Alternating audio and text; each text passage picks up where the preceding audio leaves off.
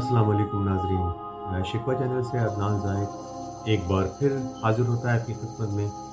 जैसा कि मालूम है कि हमने आइंस्टाइन के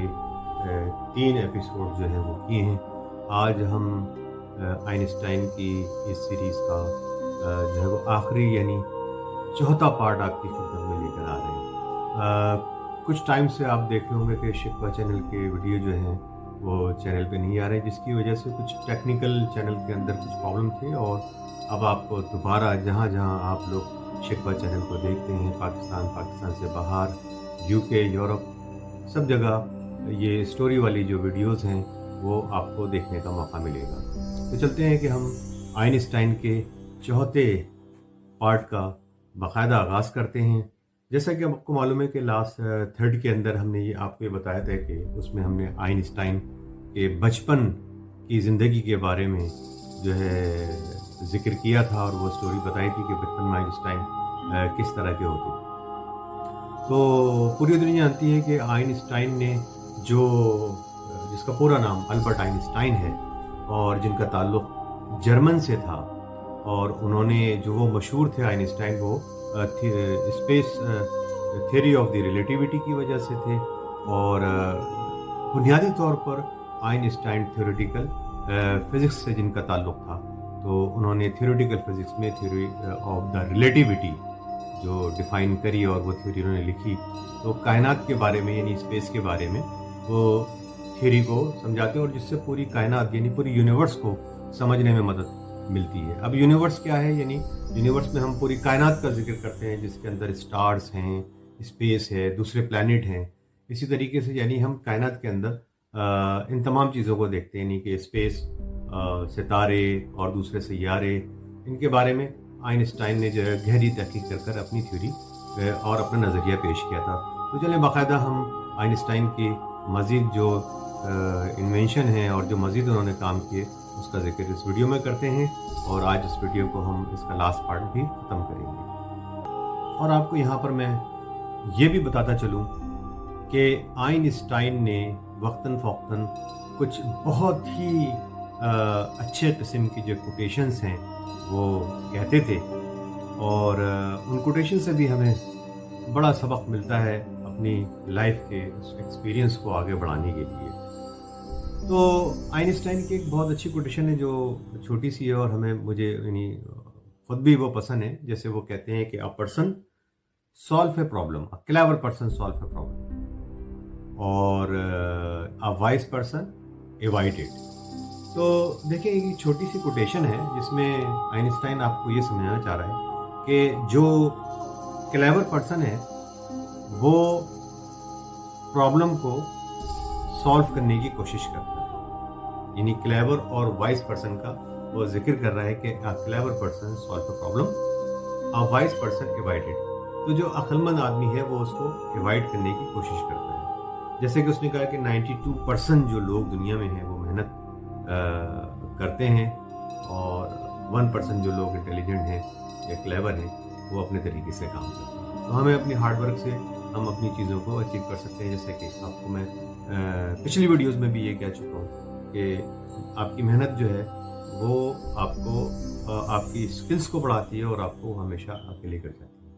तो इस कोटेशन से हमें क्या सबक मिलता है, क्या लेसन मिलता है इस कोटेशन से? सिंपल सा कि हमें जो है अपने ज़िंदगी के रोज़ के जो मामलात हैं उसमें बड़ा स्मार्ट वर्क करना है, और अगर कुछ मामलात ऐसे हो जाते हैं लाइफ के अंदर, तो एज ए वाइज पर्सन वाली जो इसका सेकंड वर्ड है कि वाइज पर्सन एवॉइड,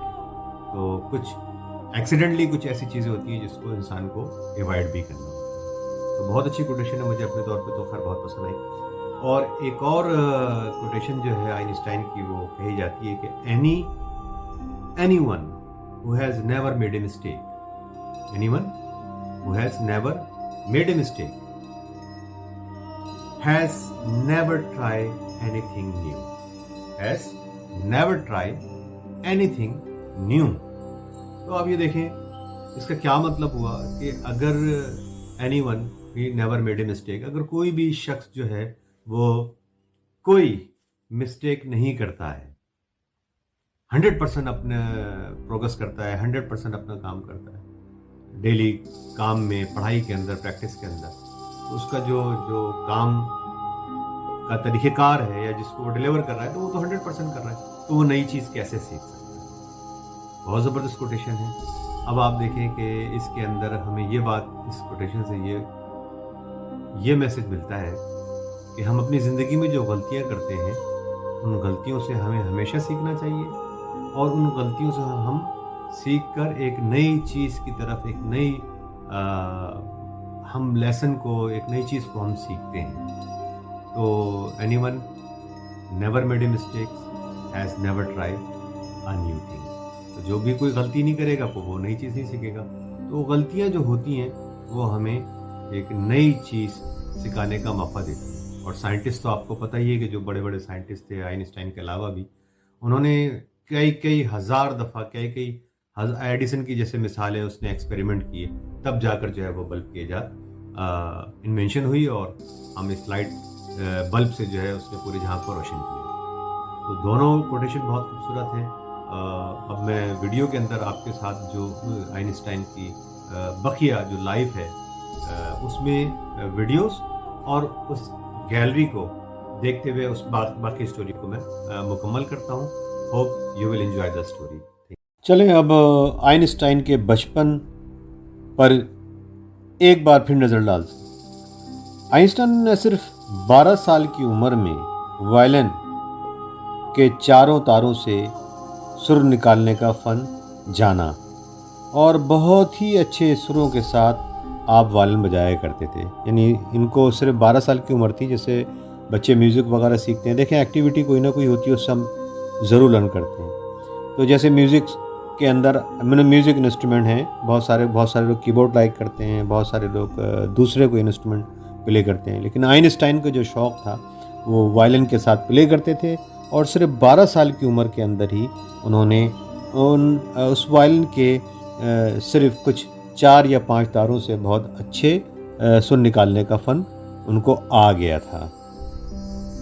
آئنسٹائن کے والد جو تھے وہ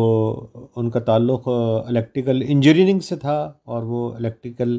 انجینئرنگ سے متعلق جو ہے وہ جاب کرتے تھے۔ تو انہوں نے آئنسٹائن کو ایک کمپس لا کر دیا، تو اس وقت آئنسٹائن کی عمر صرف 5 سال کی تھی۔ اس 5 سال کی عمر میں وہ اپنے کمپس سے جو ہے وہ جو ایکٹیویٹی کرتے تھے وہ کھیلتے رہتے تھے، اور اس طرح کھیل میں آئنسٹائن کو یہ پتہ چلا کہ زمین اپنے محور کے گرد گردش کرتی ہے۔ دیکھا آپ نے کتنی اہم بات ہے کہ 5 سال یا 6 سال کے بچے کی عمر کیا ہوتی ہے جو کہ صرف چاکلیٹ مانگ رہا ہوتا ہے، مما چاکلیٹ چاہیے، پپا چاکلیٹ چاہیے۔ لیکن آئنسٹائن تو ایسے ہی آئنسٹائن نہیں تھے نا، وہ چاکلیٹ کھانے کے بجائے یا چپس کھانے کے بجائے وہ اس کمپس سے کھیلا کرتے تھے، اور کھیل کے دوران آئنسٹائن کو یہ پتہ چلا کہ زمین جو ہے وہ اپنے محور کے گرد گھومتی ہے، اور 12 سال کی عمر میں وہ جیومیٹری کے مطابق انہوں نے سوچنا شروع کرا، جو ہماری میتھمیٹکس کے اندر آپ کو پتہ ہے کہ جیومیٹری میں جس میں ہم ٹرائنگلز اور شیپس کے بارے میں پڑھتے ہیں اور سیکھتے ہیں، تو آئنسٹائن کی عمر صرف اس وقت 12 سال کی تھی، اور 12 سال کی عمر میں وہ جیومیٹری کے مطابق انہوں نے سوچنا شروع کرا، اور 16 سال کی عمر میں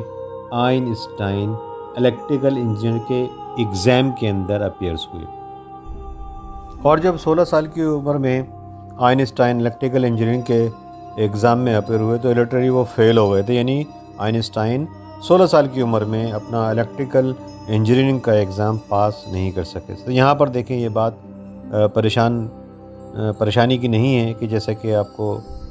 میں نے اسی ویڈیو کے اندر بتایا کہ کامیابی کے لیے کبھی کبھی فیل ہونا بھی جو ہے نا وہ اس سے بھی آدمی کچھ لرن کرتا ہے، کہ اگر آپ کبھی کسی بھی معاملے کے اندر کوئی غلطی نہیں کرتے تو آپ ایک نئی چیز نہیں سیکھتے۔ جیسا کہ میں نے آپ کو بتایا نا، any one who has never made a mistake has never try any thing new. تو یہاں پر اس کوٹیشن کو انہوں نے انہی وجوہات کی بنیاد پر بیان کیا کہ آپ کو کامیابی جو ہے وہ اسی وقت ملتی ہے کہ جب آپ کبھی کوئی مسٹیک کرتے ہیں، کوئی چیز نہیں سیکھتے ہیں۔ تو آئنسٹائن لٹرلی فیل ہوئے الیکٹریکل کے ایگزام میں۔ پھر آئنسٹائن کے متعلق جو میں بتا رہا تھا کہ وہ 5 سال کی عمر میں جیسے کھیل رہے تھے، کہ تو اب وہ کھیل کے ساتھ کچھ تھنکنگ بھی ہوتی ہے نا، جیسے بچے ٹوائے سے کھیلتے ہیں، تو کبھی آپ کچھ گیمز کھیل رہے ہیں، آپ کو دیکھا ہوگا کہ آپ نے 5 سال کے بچوں کو نرسری کے اندر یا اسکولس کے اندر جو ہے مختلف قسم کے ٹوائز وغیرہ دیے جاتے ہیں کھیلنے کے لیے۔ تو وہ ٹوائز کھیل میں کیا ہوتا ہے کہ اس عمر کے بچوں کو ٹوائے کی صورت میں جو ہے اس کو ان کے لرننگ ایبیلٹی کو بڑھانے کے لیے وہ ٹوائز استعمال ہوتے ہیں، جیسے ان سے بلڈ کرواتے ہیں، جوائن کرواتے ہیں، پزلس ہوتی ہیں، تو وہ بچے سوچتے ہیں اسی طریقے سے۔ آئنسٹائن جب کمپس سے کھیل رہے تھے تو انہوں نے بھی سوچا، ان کے ذہن میں سوال یہ پیدا ہوا کہ بھئی why the needle always pointed north.